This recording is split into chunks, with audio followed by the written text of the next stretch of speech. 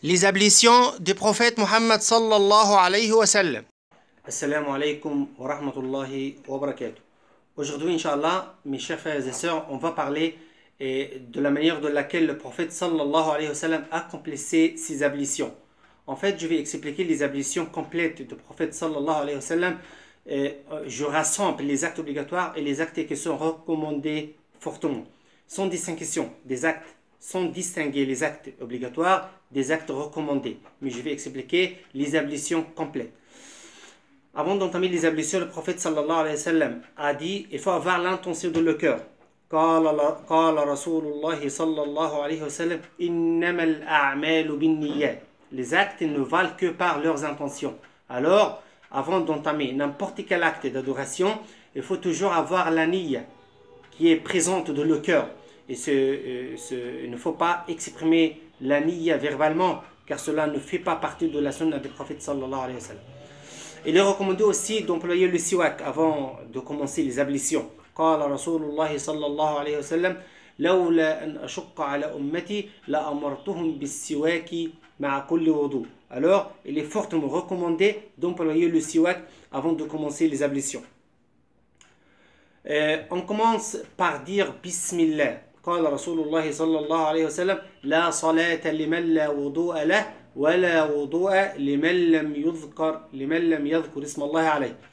La prière de celui qui n'est pas un état de pureté rituelle n'est pas acceptée, et de même les ablutions de celui qui n'a pas évoqué le nom d'Allah avant de les entamer n'est pas valable. On commence par le fait de se laver les mains. كان رسول الله صلى الله عليه وسلم يفرغ على يديه فيغسلهما ثلاثة. On commence les ablutions par le fait de se laver les mains à 3 reprises. C'est toujours recommandé de se laver les parties du corps à 3 reprises. Cela fait partie de la sunna du prophète. Mais en fait, une seule fois suffit. Mais il est recommandé de se laver les pieds, les mains, les bras, etc., le visage à 3 reprises. C'est un acte recommandé. Alors, après avoir lavé les mains, on se rince. On introduit de l'eau de la bouche et on se rince et on jette de l'eau pour bien nettoyer la bouche à 3 reprises. Après, on passe à introduire de l'eau de les narines. On aspire profondément de l'eau par les narines et après on jette l'eau pour bien nettoyer les narines à 3 reprises.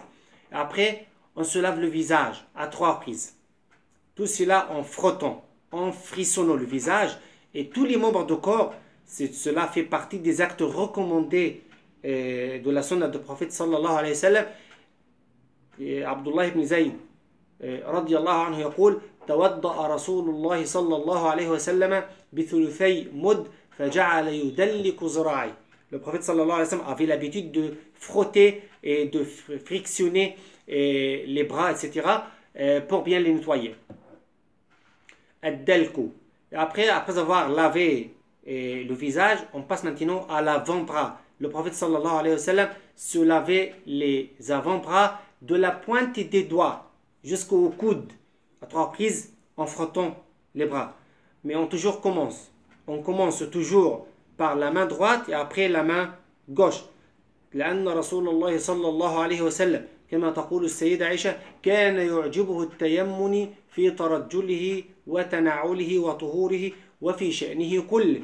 كان رسول الله صلى الله عليه وسلم. Le prophète صلى الله عليه وسلم aimait commencer toujours par la droite lorsqu'il se purifiait en mettant ses sandales et même lorsqu'il se peignait les cheveux. Et dans toutes ces situations, il aimait de commencer toujours par la droite. Alors, pendant l'accomplissement des ablutions, on commence par la droite toujours.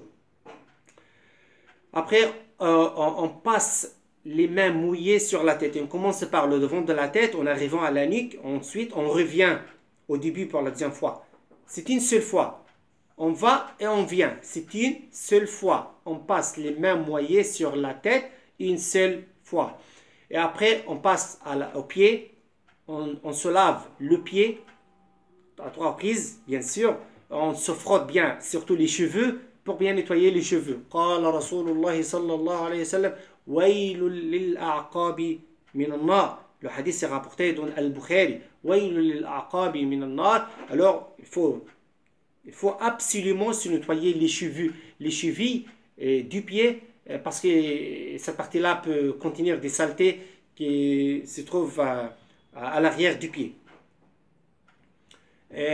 Parfois, on est revêtu de chaussettes. Est-ce qu'il est permis aux musulmans de passer les mains mouillées au-dessus des chaussettes au lieu de se laver le pied? Oui, mais à condition que le musulman doit être en état de pureté rituelle avant de mettre cette chaussette-là. Mais si quelqu'un qui a mis ses chaussettes sans être en état de pureté rituelle avant de les mettre, alors il n'est pas permis pour lui de passer les mains mouillées là-dessus. Ok? Alors, pour bien passer, pour que vous ayez le droit de passer les mains mouillées sur la chaussette, il faut être, avant de les mettre, il faut être en état de pureté rituelle. Jazakumullahu khayran wa astaghfirullah li wa lakum wassalamu alaykum wa rahmatullahi wa barakatuh.